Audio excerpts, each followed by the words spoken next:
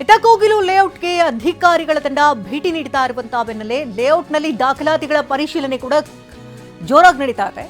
ಲೇಔಟ್ನಲ್ಲಿರುವಂತಹ ಶಾಲೆಯಲ್ಲಿ ದಾಖಲೆಗಳ ಪರಿಶೀಲನೆ ನಡೀತಾ ಇದ್ದು ತಹಶೀಲ್ದಾರ್ ಶ್ರೇಯಸ್ ಹಾಗೆ ಜಿಬಿಎ ಜಂಟಿ ಆಯುಕ್ತರು ಮೊಹಮ್ಮದ್ ನಯೀಂ, ಕಂದಾಯ ವಸತಿ ಇಲಾಖೆ ಅಧಿಕಾರಿಗಳು ಭೇಟಿ ಕೊಟ್ಟು ಪರಿಶೀಲನೆಯನ್ನು ನಡೆಸ್ತಾ ಇದ್ದಾರೆ. ಅಧಿಕಾರಿಗಳಿಂದ ನಿರಾಶ್ರಿತರ ವೋಟರ್ ಐಡಿಯನ್ನ ಪರಿಶೀಲನೆ ಮಾಡಲಾಗ್ತಾ ಇದೆ. ನಿರಾಶ್ರಿತರು ವೋಟ್ ಹಾಕಿದ್ದಾರಾ ಇಲ್ವಾ ಅನ್ನೋದ್ರ ಬಗ್ಗೆ ಕೂಡ ಈಗ ಪರಿಶೀಲನೆ ನಡೀತಾ ಇದೆ. ಸ್ಥಳದಲ್ಲಿ ಆಧಾರ್ ಕಾರ್ಡ್ ಆಗಿರಬಹುದು, ಹಾಗೆ ರೇಷನ್ ಕಾರ್ಡ್, ಇದೆಲ್ಲದರ ಬಗ್ಗೆ ಕೂಡ ಪರಿಶೀಲನೆ ನಡೀತಾ ಇದೆ.